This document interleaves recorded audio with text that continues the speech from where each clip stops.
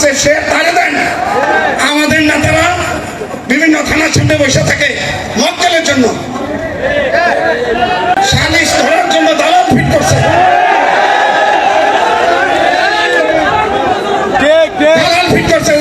দালাল ফিট করছে সালিশ করার জন্য। আর অনেক কথা ছিল, আপনাদেরকে আরেকটা কথা বলি, শুধু আল্লাহর রাস্তায় খাবার আপনারা খাইয়েন না, যার যোগ্যতা আছে সে তারে দেন। সরকারি যেই অনুদান গুলো আসে যাদের জন্য আসে তাদেরকে দেন, আল্লাহর রাস্তায় দিবেন না।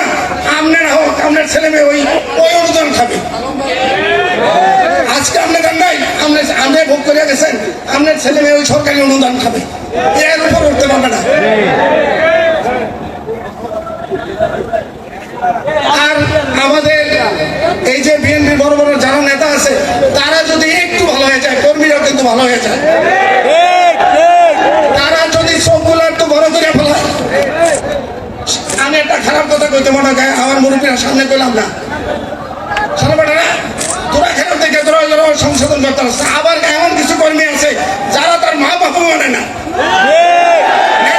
মা বাবারও তো মানে না, ওদের মা বাবা আছে কিনা আমি সেটা কল্পনা করি। ওরা যা করতেছে ওরা কাউরে মানে না। ওরা আলম ভাই আপনি জানেন না, শুয়ারের মধ্যে শুয়ারের মাংস খাওয়ার জন্য হারাম, এবং হারামের মধ্যে টাকা পাইলেও তারা খেতে চায়। আজকে আলম ভাই আপনার আমি বলি, আপনি আজকে বিপদে পড়েন, আজকে আমার সহযোগিতা নেন, আমি আগে টাকা আপনার কাছে আমি টাকা চাই, আমার টাকা দেন, তারপর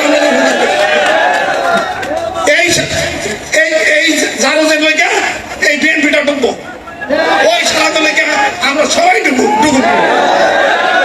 দেখলে বিপদে পাবো না, আমাদেরও বিপদ হবো।